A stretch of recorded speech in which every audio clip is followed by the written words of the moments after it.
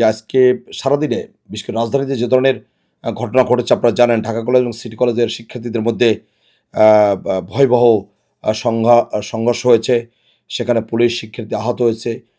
অনেক বড় ঘটনা ঘটেছে যে রাজধানীতে প্রতিদিন এরকম ঘটনা কিন্তু ঘটেই চলছে। পাশাপাশি নাবিস্কো এলাকায় একটি ঘটনা ঘটেছে আপনারা জানেন, যে ইতিমধ্যে গণমাধ্যমে এসছে, যে নাবিস্কোতে একজন সনাতন ধর্মের বা কর্মকর্তা তিনি আমাদের প্রিয় নবী হজরত মোহাম্মদ সাল্লাহ সাল্লাম সম্পর্কে অশালীন ভাষায় কটূক্তি করেছেন। সেই বিষয়টি বা অফিস থেকে মাঠে করার পর রাস্তায় ভয়াবহ ঘটনা ঘটেছে। কয়েক ঘন্টা রাস্তা কিন্তু বন্ধ ছিল। আমি সেখানে নিজেও ছিলাম। সেখানে পুলিশ ব্যর্থ হয়েছে।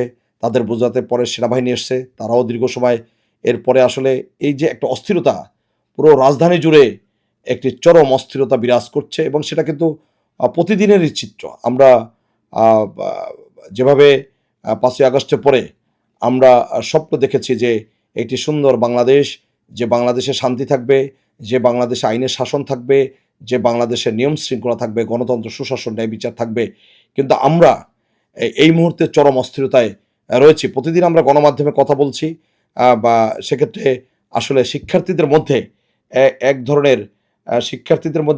ধরনের আমি জানি না কি ধরনের হতাশা বিরাজ করছে বা তাদের মধ্যে হতাশা কেন যে ছোটোখাটো ঘটনায় তারা তাদের আরেক সহপাঠীর উপরে হামলায় লিপ্ত হচ্ছে, সেখানে পুলিশ সেনাবাহিনী গিয়ে পরিস্থিতি সামাল দিতে হচ্ছে। তো আমার কাছে যেটা মনে হয়েছে যে অন্তত অভিভাবকরা আমরা যারা রয়েছি তাদেরও কিন্তু দায়িত্ব রয়েছে। একটা অস্থির পরিবেশকে আমরা যদি শান্তির দিকে ধাবিত করতে চাই, তাহলে আমাদের যারা অভিভাবক আমরা রয়েছি তাদেরও কিন্তু দায়িত্ব রয়েছে। তো আজকে আরেকটি বিষয় যে শিক্ষাঙ্গনে একটা অস্থিরতা বিরাজ করছে। আপনারা জানেন যে দীর্ঘদিন ধরে বিভিন্ন ক্যাম্পাস কিন্তু বন্ধ। ক্যাম্পাসে অস্থিরতা, শিক্ষার মান নিয়ে কিন্তু প্রশ্ন রয়েছে। আমাকে অনেকেই বলেছে যে আ আ বুয়েটের মতো একটি শিক্ষা প্রতিষ্ঠানে সেখানে কিন্তু মেধার সংকট দেখা দিয়েছে। সারা বাংলাদেশে আজকে মেধাহীন হয়ে যাচ্ছে আমাদের শিক্ষার্থীরা, আমাদের সন্তানরা।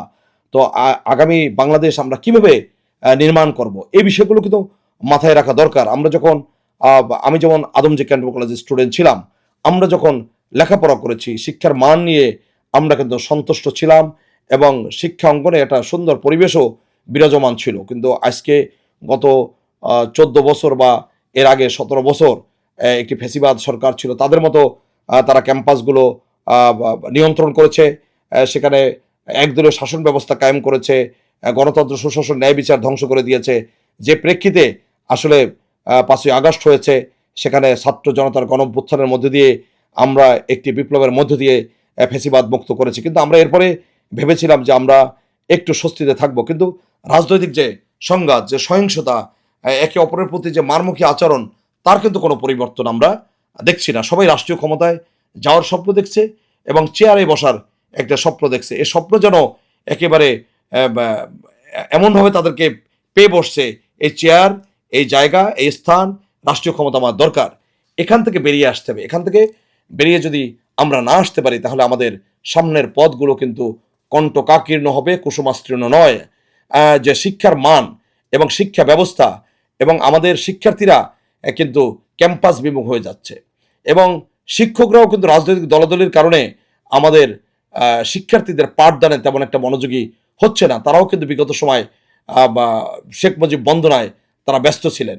ক্যাম্পাসগুলো, শিক্ষা প্রতিষ্ঠানের প্রধান যারা অধ্যক্ষ বলেন বা প্রধান শিক্ষক বলেন, তারাও রাজনৈতিক করণের মধ্যে চলে গেছে।